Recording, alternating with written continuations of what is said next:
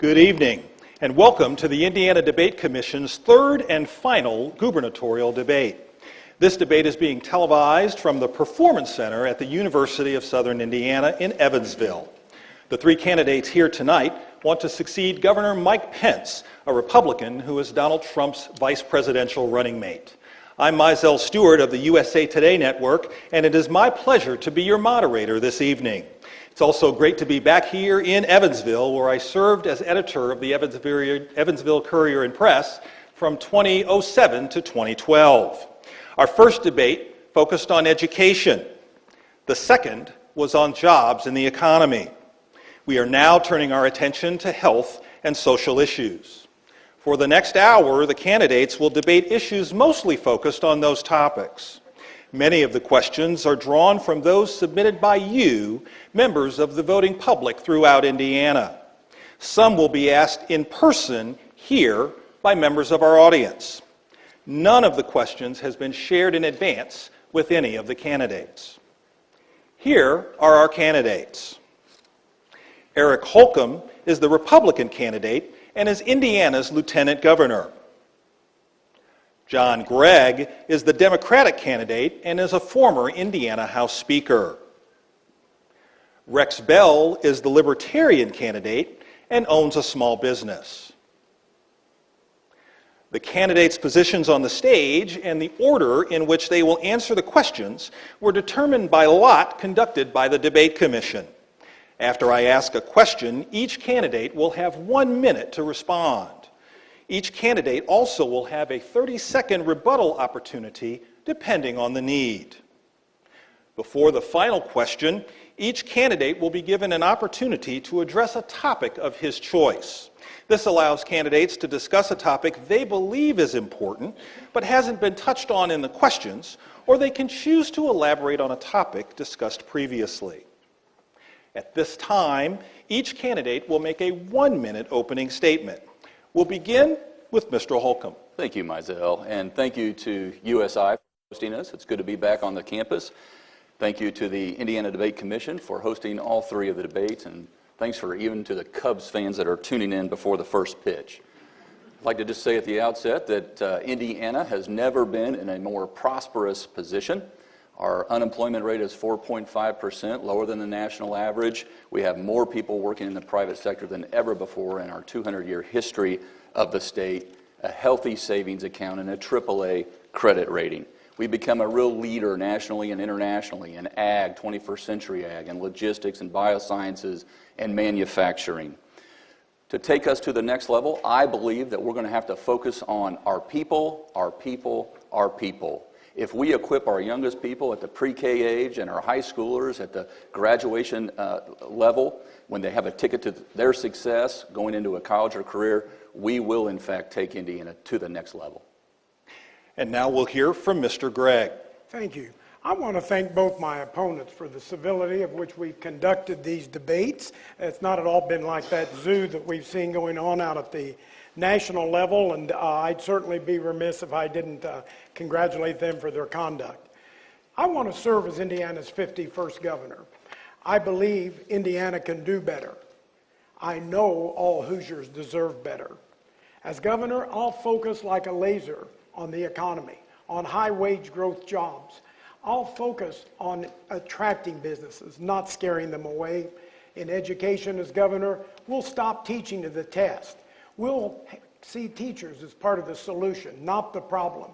And working with Glenda Ritz, we'll have pre-kindergarten for all students. I feel that as a former president of Vincennes University, a Speaker of the House and businessman, I'm ready to govern and I'm ready to learn. Check out our positions at gregforgovernor.com. Next, we'll hear from Mr. Bell. Well, I'd like to thank the Indiana Debate Commission for including us this evening, and thank USI for hosting this debate. I've got a connection here. My two oldest children graduated from USI more years ago than I like to think.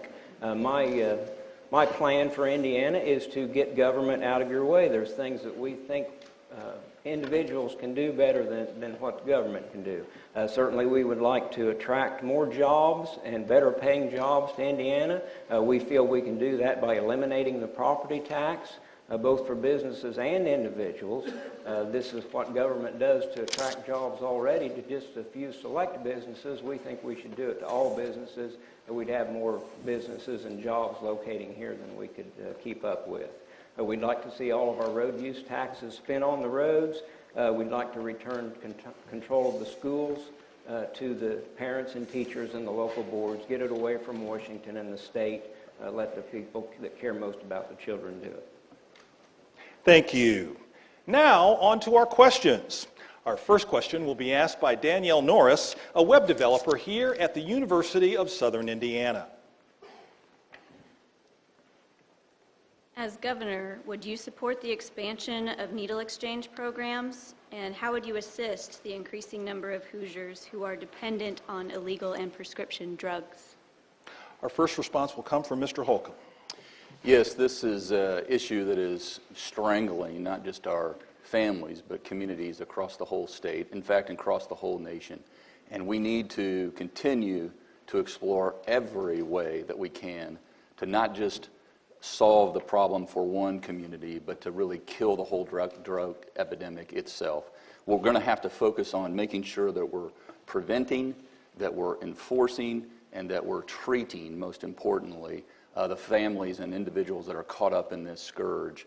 Yes, to the needle exchange program, we need to make sure that that's more efficient, and if we have to change the law to do it, we will, and that will require legislative action. It will require legislative action to make it so that locals can more quickly identify and act on the problem and not wait on the state to make sure that they get the resources that they need. But this is an all-hands on deck effort, and it is a top priority in my administration.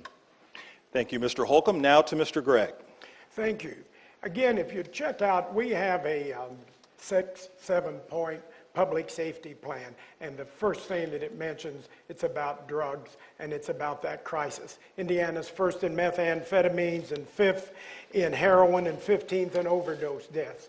I've been traveling the state listening to Hoosiers talking about this, and yes, I support the needle exchange. The truth of the matter is, we have got to change the way we look at drugs. For the dealer and the trafficker, they need locked up. To the violent criminal, they need locked up. But to many Hoosiers, we need to realize this is a medical issue, and we need to treat it as such. And we need to realize that rehabilitation works. For every dollar we put in rehab, we save $4 in public health dollars and $7 in the criminal justice system. We can do better. We cannot afford just to continue to build prisons. Rehabilitation works, and check out our full program at gregforgovernor.com. Thank you, Mr. Gregg. Now, Mr. Bell. Well, you know, if we look at what we've accomplished in the last 50 years of the drug war, we have to say nothing. You know, the addiction rate is the same as it was 50 years ago. So what are we doing? How are we going to continue this same thing? I say we need to make a change. We need to stop treating drug addiction as a crime. We need to treat it as an illness. We need to decriminalize a lot so that when people need help, they can step forward without fear of being arrested. The needle exchange program, you know, there's a lot of political input on that, a lot of play from both sides. But when we stop and look at it, it's not something that can't be done privately. You know, needles cost 7 cents. You know, we've seen instances in West Virginia and different states around where private individuals and private organizations have set up a needle exchange at the local pharmacy. It's something we can do. There's a lot we can do that doesn't involve government force. Thank you, Mr. Bell. Our next question will also come from the audience and will be asked by Amy Kelly of Seymour. Amy is the regional director for the Mentor Network, which provides residential community-based services for workers with disabilities. On to your question. Thank you. The unemployment rate for people with disabilities is 80%, although many people with disabilities can and want to work. What will you do to create employment opportunities for people with disabilities to have access to job training and careers that will increase their independence? We'll start with Mr. Gregg. Thank you. The first thing we need to do in Indiana is to take a look at how we're doing our training right now. You know, as I travel the state, I have employers tell me that they never talk about taxes, but they do talk about needing employees. And right now we are doing training through the governor's office, some through the workforce development office, some through what's called the WISB boards, which are federal, some through Ivy Tech, some through VU, and there's really not a lot of communications. I think we can do a much better job if we have all these groups talking to one another so we find out what is working, what's not working, and what we're training people for. Another thing that we mentioned that we think is real important is the state's bidding processes have been changed over the last few years where they really work to a detriment of small business owners, particularly people with developmental disabilities and minorities and veterans. The bids are much too big and too large for startup companies to bid on. So we talk about making them much more easier for those folks to access. Thank you, Mr. Gregg. Mr. Bell, it is your turn. When we talk about unemployment, and we look at it when everybody's involved, and the people, people without disabilities have a leg up on being able to get that job. And what we need to consider is, are there enough jobs out there? What can we do to create more jobs?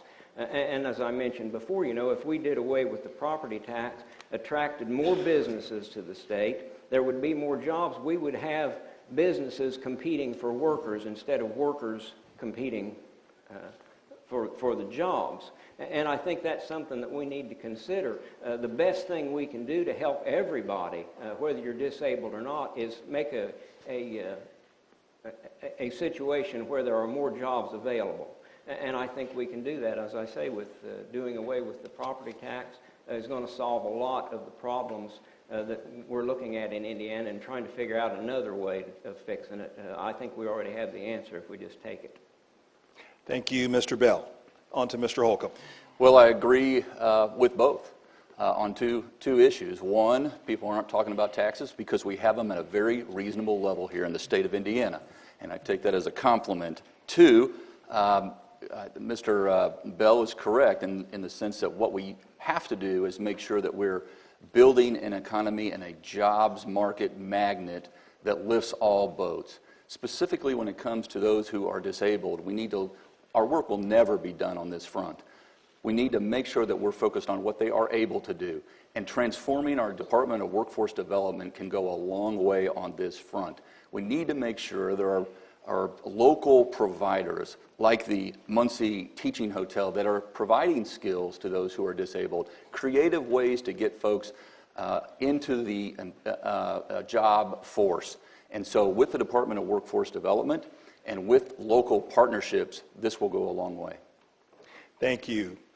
Let me remind you that tonight's debate focuses on health and social issues facing Hoosiers, and our next question was submitted by Mitchell Smith, a graduate student in Indianapolis. Gentlemen, Indiana is ranked 48th in public health funding at just $39 per person. Indiana is ranked 41st in overall health and also ranks high in the percentage of people who are obese and diabetic. Indiana is also ranked 47th in air quality. Given all of this, what do you plan to do about investing in the health of Hoosiers? And let me remind the folks watching via television and live stream that this is a question that has particular resonance here in southwestern Indiana between local health indicators and the presence of coal-fired power plants. And so on this question, we will turn first to Mr. Bell. Well, there's a lot of parts to that question. Certainly, we expect the government to protect us from force and fraud, and if somebody's polluting the air, we need to step up and put an end to that. As far as the obesity problem, that's something that we have to look at and say, is that the proper role of government, or is that something that we can handle as a society? And I say as a society, we have a better shot at handling that type of thing. That's a lot of this. What we need to do is consider how we can steer society towards these areas.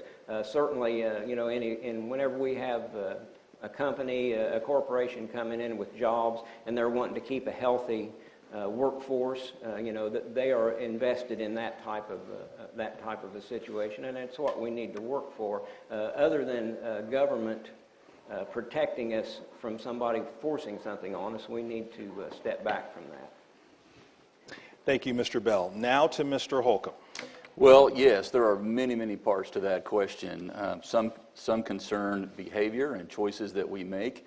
If we're talking about obesity, we need to make sure that there are no food deserts, and that's a local issue that we need to really get at, so that folks don't have to, they're not restricted to healthy food options. We need to make sure that our communities are connected. We made huge progress in 2005 building out our trail systems all over the state of Indiana. This was a big part of our Regional Cities Initiative to make sure that our communities were actually vibrant communities that encouraged staying in shape, keeping in shape. If you are smoking, we know there is an adverse connection between smoking and obesity. I would encourage folks to take advantage of the 1-800-QUIT-NOW. There are all kinds of resources available at our FSSA, our Family and Social Service Agency, and I would encourage people to call if you are under the grips of smoking, 1-800-QUIT-NOW. And finally, Mr. Gregg. You know, Indiana does rank so badly. We need to speak proper if I'm at a university, don't I? Indiana ranks so badly when it comes to public health, but you can directly relate that to the priority we put on it by being one of the 5 lowest states. We see that in the obesity, we see that in the diabetes and all the other issues. I recently met with people from Riley Children's Hospital and talked about the problems we have in Indiana, that in some cases just basic education would go a long way in helping with the infant mortality rate. Sometimes it's education, sometimes it's telling mothers not to sleep with their children, and sometimes it's educating them not to smoke. We also see problems in Indiana caused by public health by the lack of priority we put in this area. Like our caseworkers supposed to just be dealing with just 12 cases, but in reality they're dealing with up in the 20s and higher. And adult protective service persons dealing with over 200 to 300. This is no way to take care of a population. Thank you, Mr. Gregg. We received many questions on Keith Cooper, a man who was released from prison after witnesses recanted and DNA evidence cleared him. Governor Pence has refused to pardon Mr. Cooper and has instructed him to go back to the courts. How do you believe the power of the pardon should be used, and would you use it in Mr. Cooper's case? We'll start with Mr. Holcomb. Reviewing what I have on this case, which, as I'm not governor yet, I want to make sure that I actually can talk to Mr. Cooper and review the facts of the case. I understand where Governor Pence is coming from. This would be an unprecedented pardon. Having said that, knowing the facts as I do now and wanting to accumulate more, I would look forward to quickly exonerating, quickly pardoning, swiftly, if the facts bear that out. Thank you, Mr. Holcomb. Now to Mr. Gregg. Based on what I've read, I would pardon him immediately. I've traveled the state, and this has been a huge news item and a concern. I think any governor would realize that this is something you need to do on a case-by-case basis and know the facts, much like my friend Mr. Holcomb said. But there comes a time when you have to make a decision, and the facts in this are pretty clear.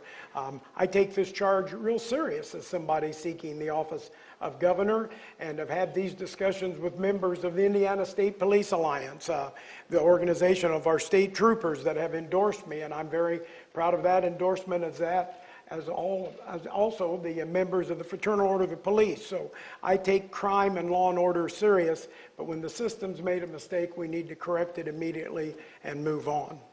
Thank you, Mr. Gregg. Now to Mr. Bell. Yes, I think he should be pardoned immediately.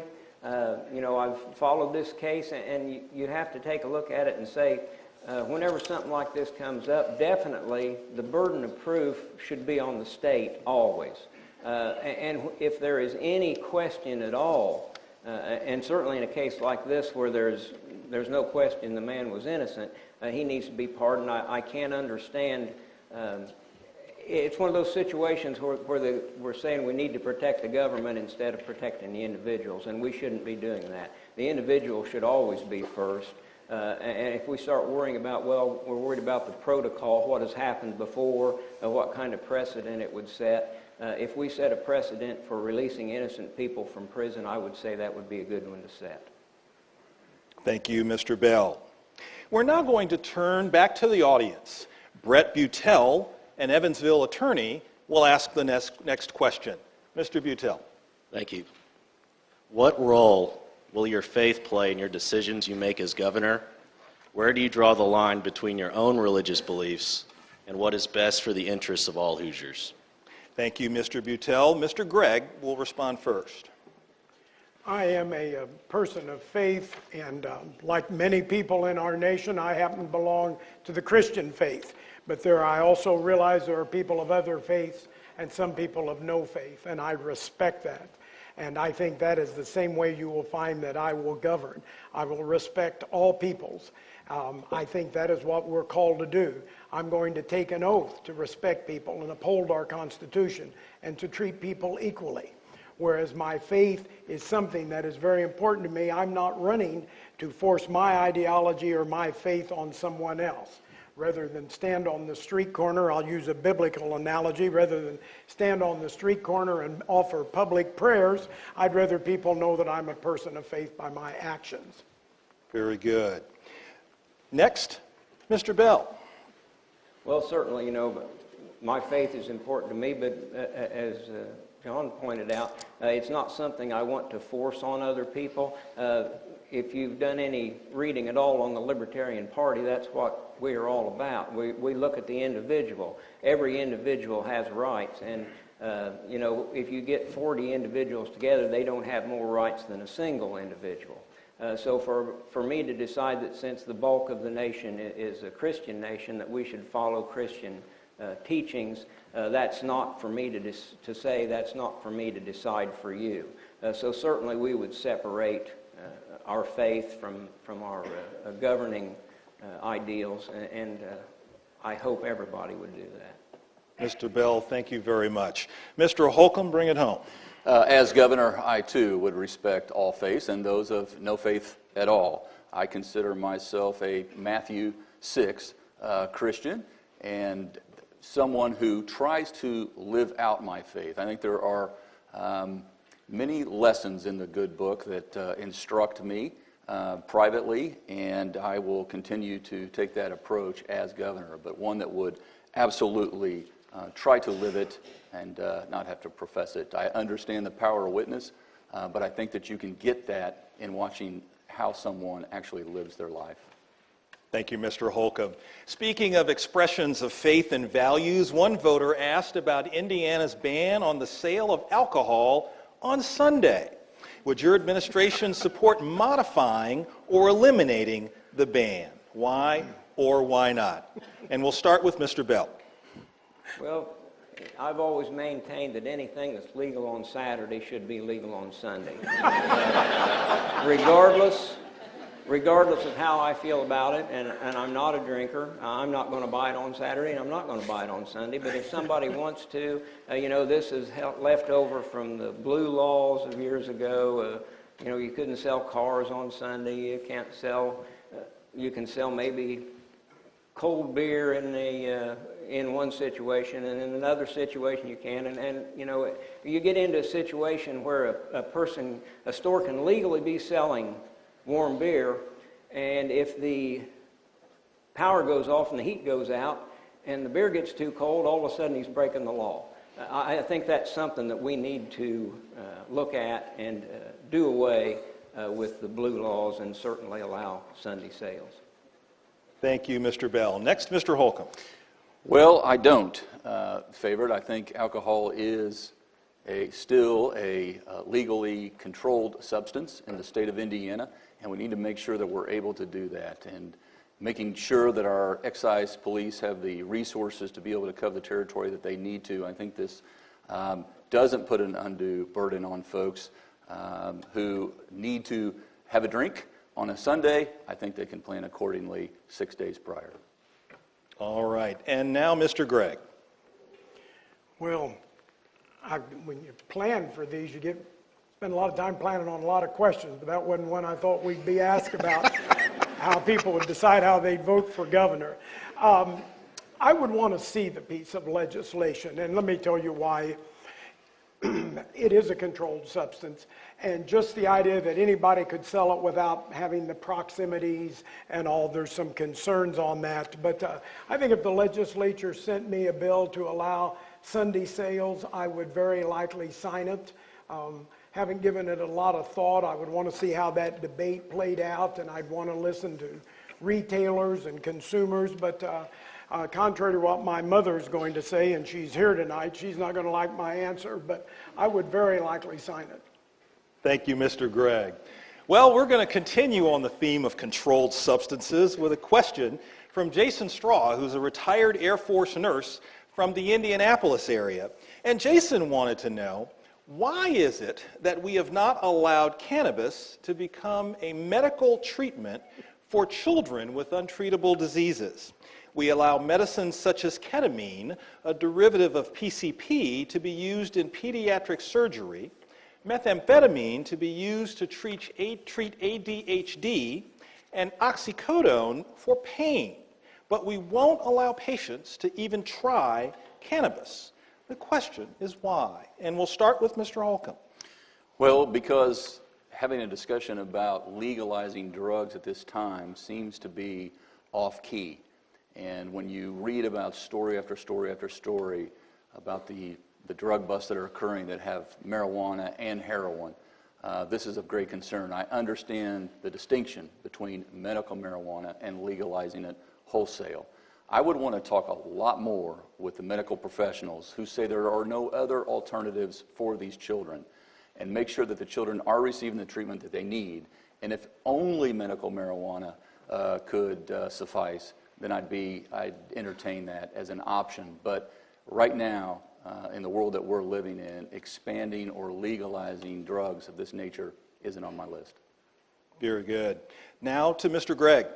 This is a very serious matter, and I would support, as I did back in 2012, I would support medical marijuana. I think this is something that if it would be a benefit to a patient, they should be allowed to use it. Since the last election, I lost my father to cancer of the esophagus. And it was a very painful death and not a fun one to observe in the last year of Dad's life. The doctors never said anything about cannabis or medical marijuana, but had they have, we should have had that right to let my dad use that to alleviate pain and suffering, as I believe we should do. And I would support medical marijuana as I did the last time. Thank you. And now to Mr. Bell.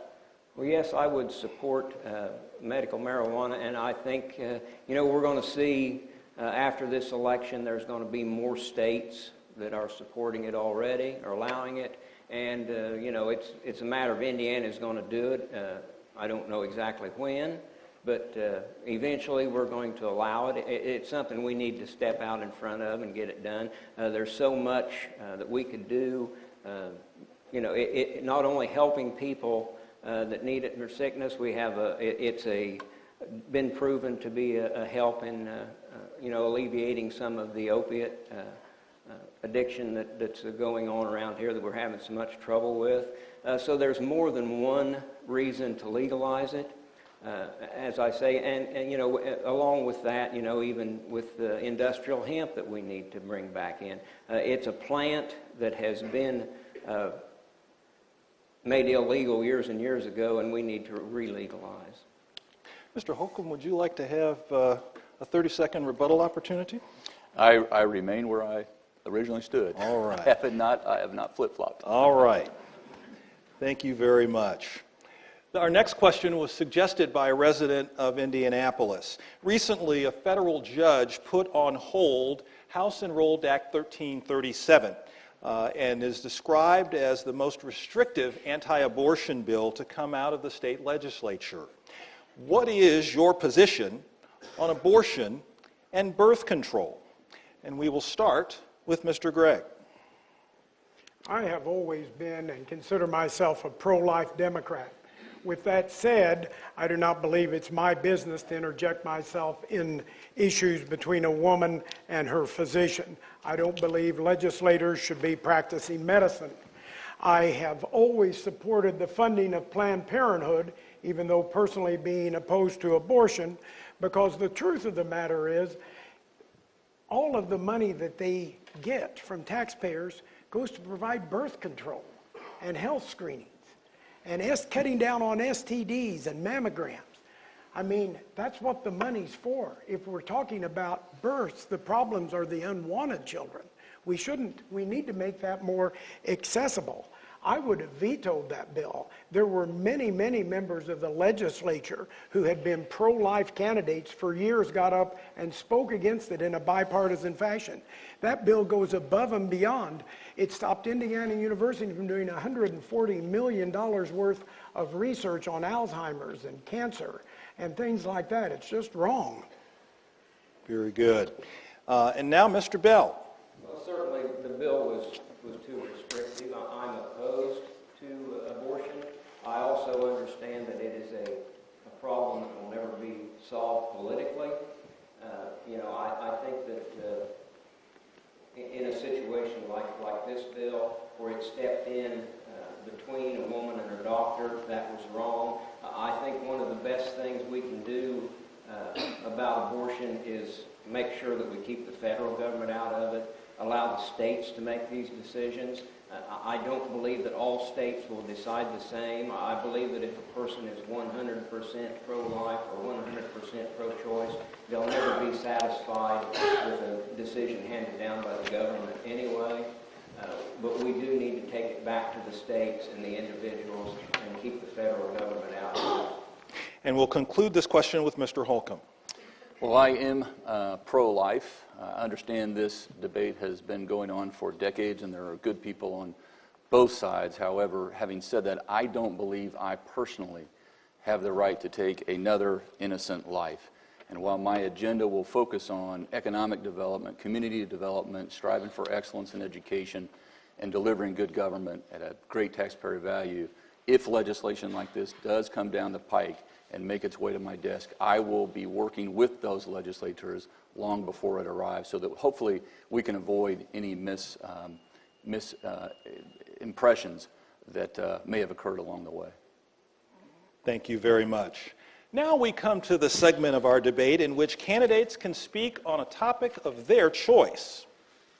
Mr. Holcomb will go first and can talk for up to 1 minute. Mr. Bell will follow on that same topic for a maximum of 2 minutes. Mr. Gregg will also speak on that topic for up to 2 minutes. And then we will conclude the first round with Mr. Holcomb, who can close out the topic with up to 1 minute of rebuttal. The other two candidates will then have the same opportunity to speak on a topic of their choice, following the normal rotation and format. And so we will start with Mr. Holcomb. My topic involves public service. I have long appreciated serving a cause greater than myself. That may have started when I signed up to join the United States Navy. That took me at service at home and abroad. I later then went to work for other strong leaders, including former Governor Mitch Daniels, including United States Senator Dan Coates, and now our Governor Mike Pence. When he called, I wasn't seeking this job, but when he did call, I jumped at a nanosecond, put aside what I was working on at the time to help a cause greater than myself. Because of public service, we are able to do so much when we're focused, and working with these leaders throughout my entire life, I've learned a few things. I've learned to focus, and I've learned to prioritize what needs to get done. And that's why I'm so laser focused on my 4-point plan to make sure that we get Indiana to the next level. Mr. Bell, you have 2 minutes.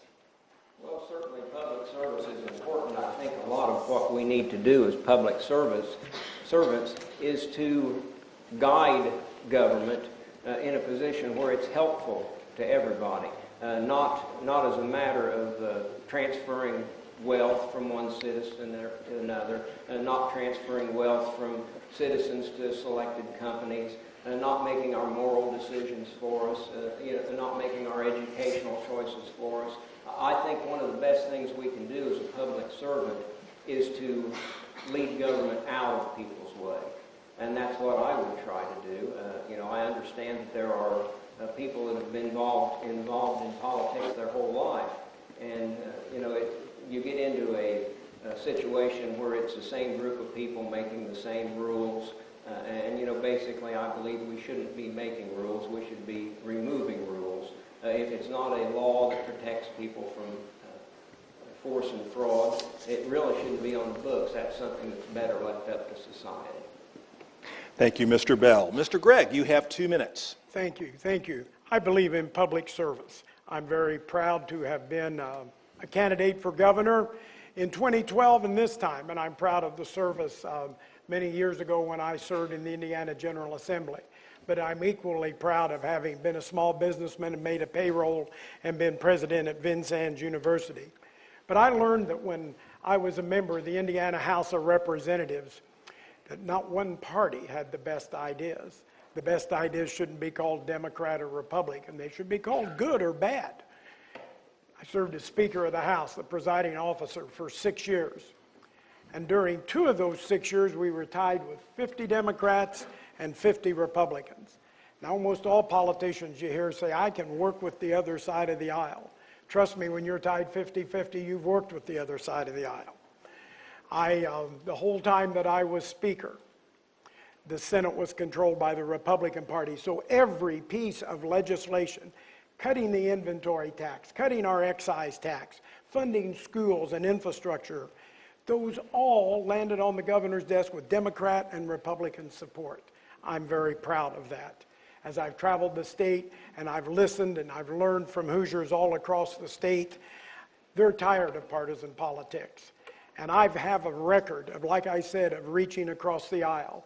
And I'm very proud that in my last term as Speaker of the House, I won a national award by Governing Magazine for being the Public Official of the Year. But I shared it with Brian Bosma, who's now the Republican Speaker of the Indiana House of Representatives. And we won the award because we worked together in a spirit of bipartisan cooperation on tax restructuring and doing away with Indiana's excise tax. Thank you, Mr. Gregg. Mr. Holcomb, you can close it out. Well, one of the things that I'm most proud about my state government public service, coming to state government in 2005, was I saw people who used to be cynics, who used to believe things just couldn't get done, started to believe because they were driving on. I drove on I-69 to get down here today. We had person after person after person say that they never thought I-69 would get done in their lifetime.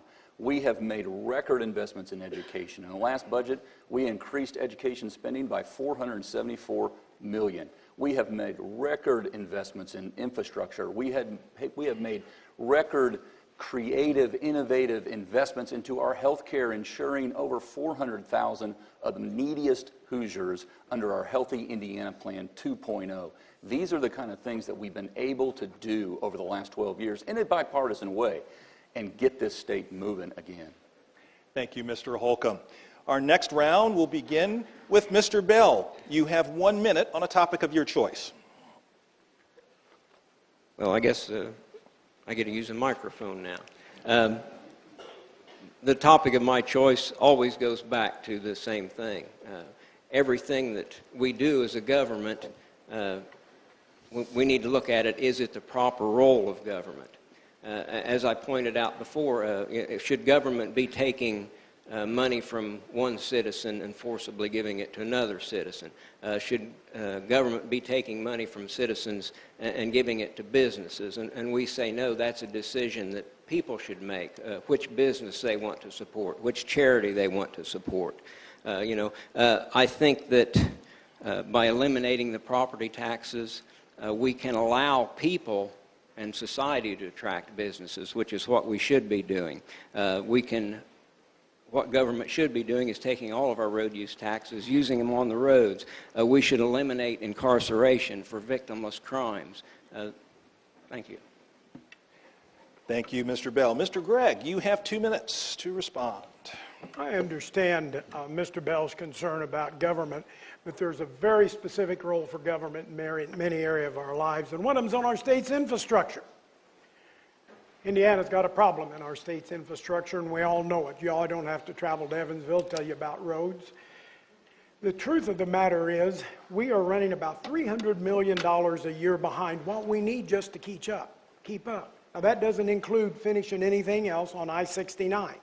My running mate and I, Christina Hale, have put out a detailed program with specifics where we go to the Next Generation Trust Fund, which is $500 million, and we leverage that money now while money is at an all-time low to come up with over $3 billion additional funds for the cities, towns, counties, and state for our roads and bridges as we're going over the next 10 years, and it creates 56,000 jobs.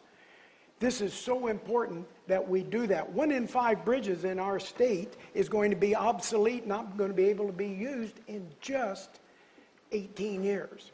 Now, we take this second pot of money and we create the Hoosier State Infrastructure Bank, because there are some other things that are real important. Drinking water, industrial water, wastewater, storm sewers, cultural trails, green spaces, broadband connectivity. Spend this money so local communities can borrow money.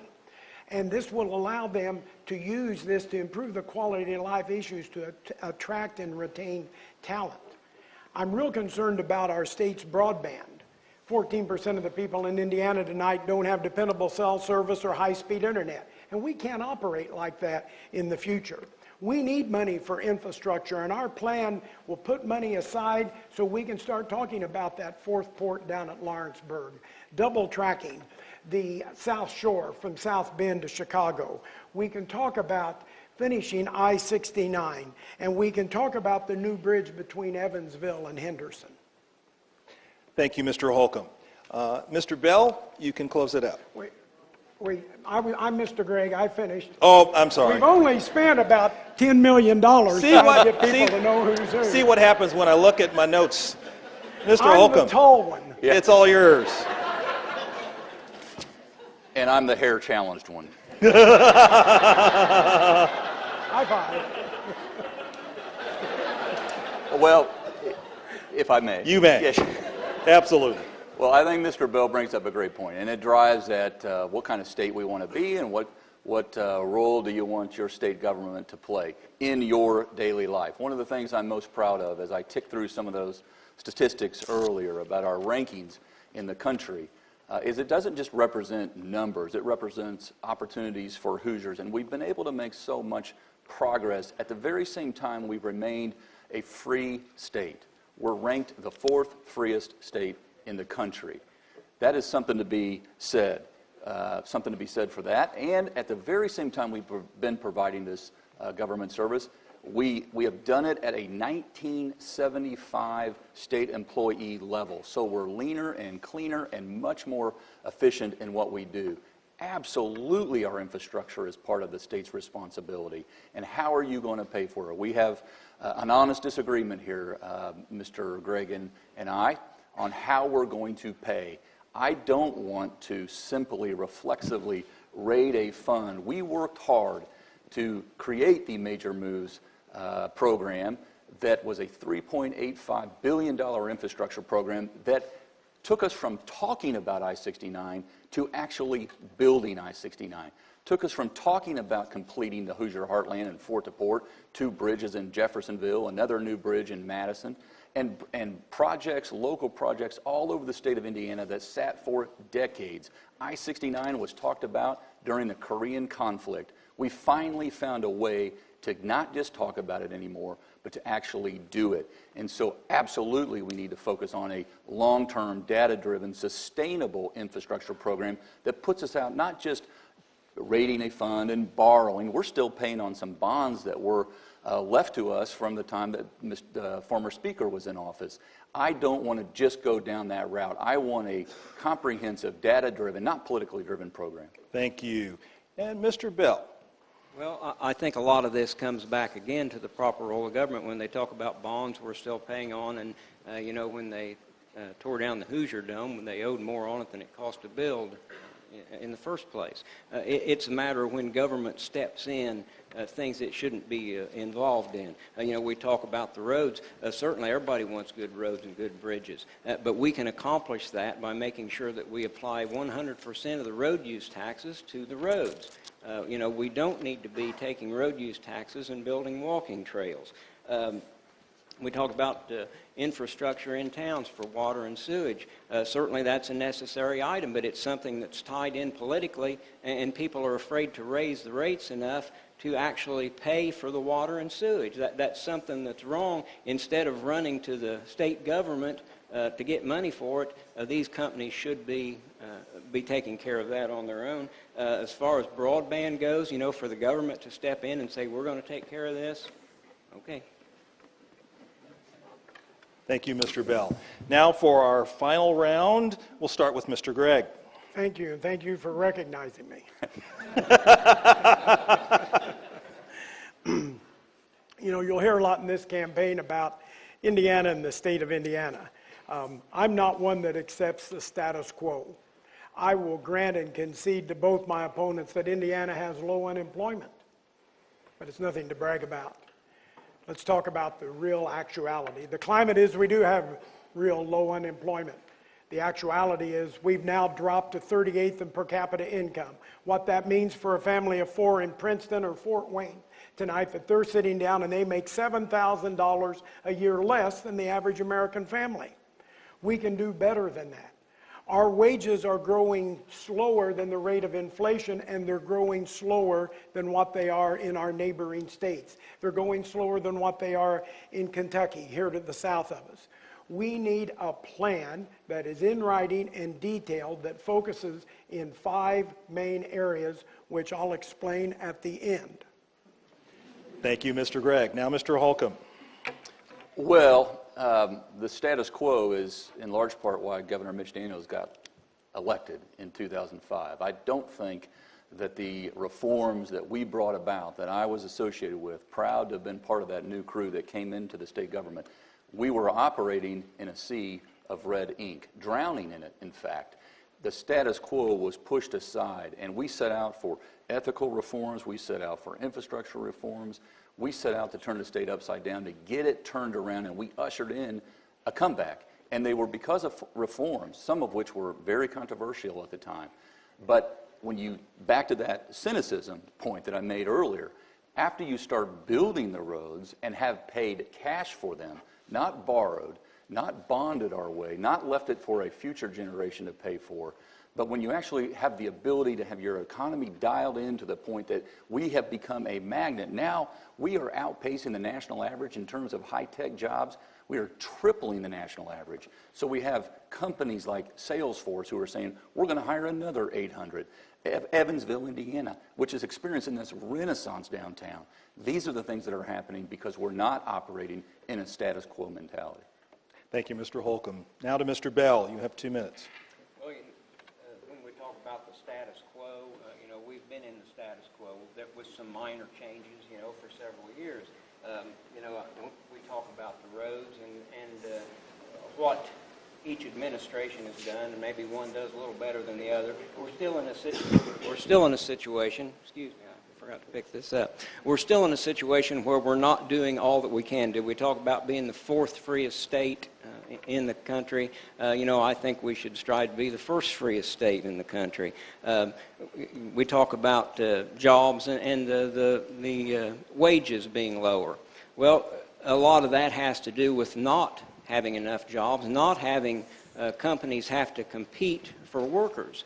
Certainly, if we do away with the property tax and attract more businesses here, we're going to have more jobs. We're going to have people, not enough people to fill those jobs. That just naturally drives wages up. So that's something we can do that way. As far as having a lower wage scale in Indiana, we need to remember also that we have a lower cost of living here in Indiana. My son that I mentioned that graduated from USI moved to San Diego, California last year he was down in Olive Branch, Mississippi at the time, and he told me he went from being one of the richest men in Olive Branch, Mississippi, to being one of the poorest men in San Diego, California, and that can certainly happen. So we need to take a look at what we have in Indiana.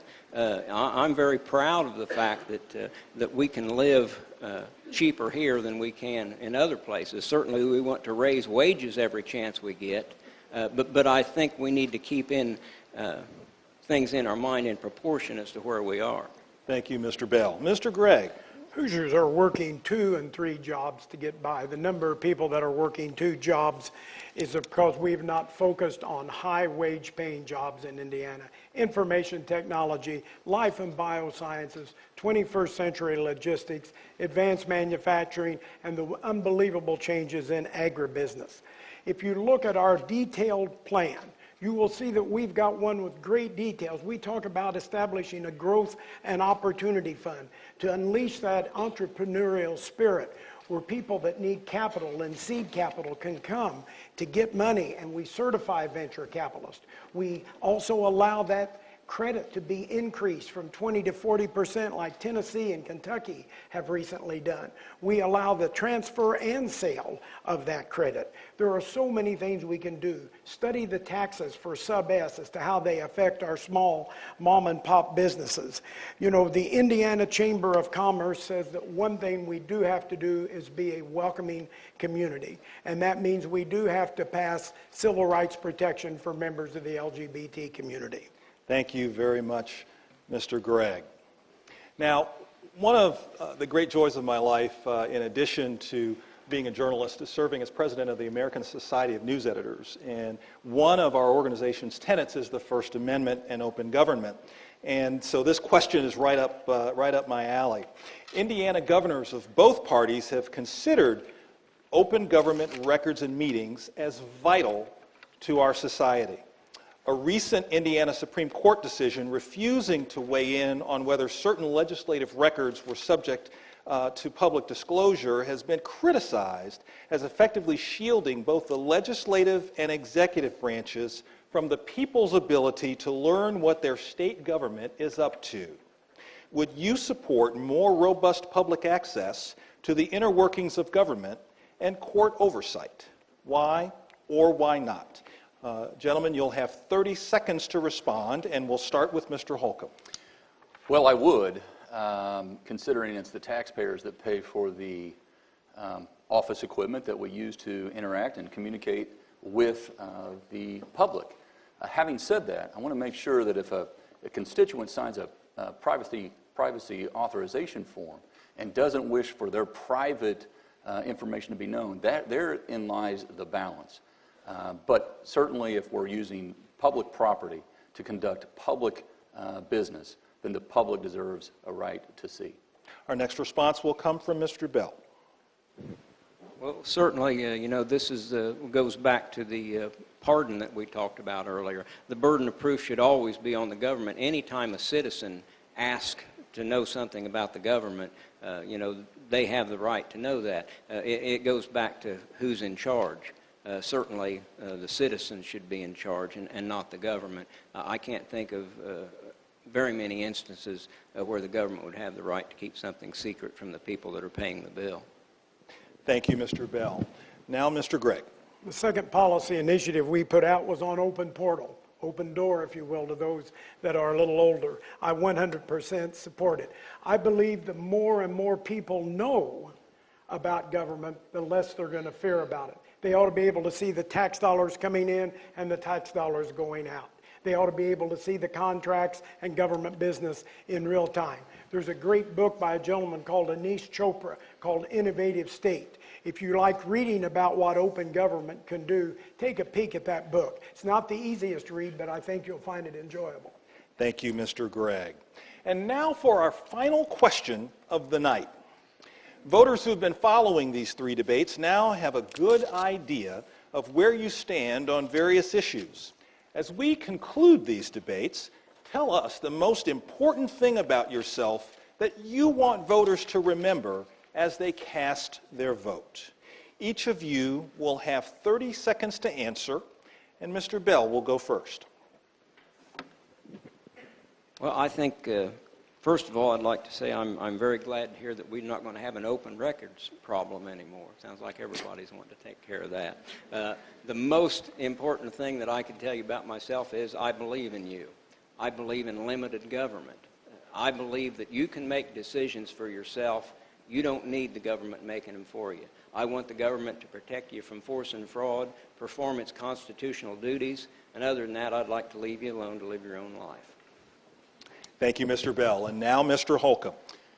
Well, it will be that each and every day I will serve as if I'm looking through your lens, through the taxpayer's lens. I take the job very seriously. I take the job of every tax dollar that comes into state government is a little less freedom for you and in your pocket.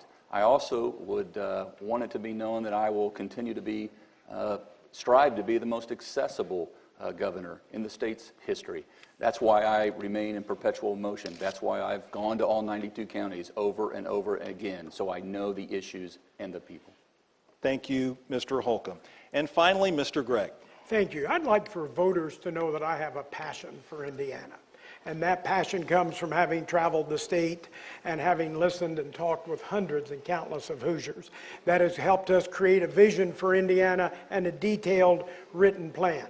Our plan is based on what's best for Indiana, not ideology. And I can assure you as governor, I will be a uniter, and I will never embarrass the citizens or the state of Indiana. Thank you, Mr. Gregg. Gentlemen, thank you for being here. And thank you for just the tone and civility at which you have approached all of these debates. Wouldn't you agree? Thank you.